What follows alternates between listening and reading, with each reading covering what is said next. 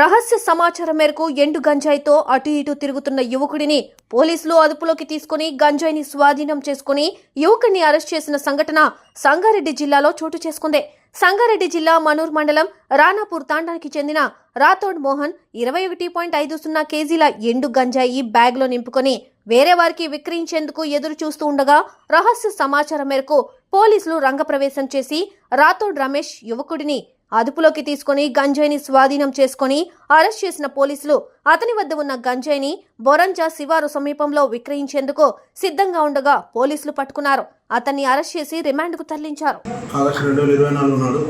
ఉదయం 11:30 గంటల సమయంలో మాకు ఒక నమ్మదగిన సమాచారం మేరకు ఒక వ్యక్తి ఈ బ్రహ్మంగారి టెంపుల్ దగ్గర బొరంజా గ్రామ శివారులో గాంజాతో తిరుగుతున్నాడని నమ్మదగిన సమాచారం రాగా మేము అటు విషయాన్ని పై అధికారులకు తెలియజేసి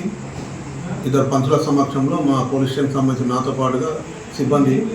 అక్కడికి వెళ్ళి చూడగా ఒక వ్యక్తి నిజంగానే గాంజాతో తరాసగా అటు ఇటు తిరుగుతూ ఉండడం చూసి మేము పోయి పట్టుకునే ప్రయత్నంలో అతను పరిగెత్తుతూ ఉంటే కూడా చకచక పట్టుకొని అతన్ని విచారించగా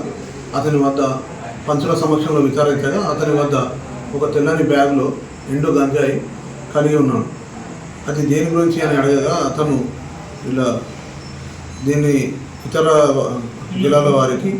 ప్రదేశాల్లో అమ్మనికి వెళ్తున్నాను సార్, అంతలోపే మీరు వచ్చి పట్టుకున్నారని తెలుపగా దాని వెయిట్ను మేము చూడగా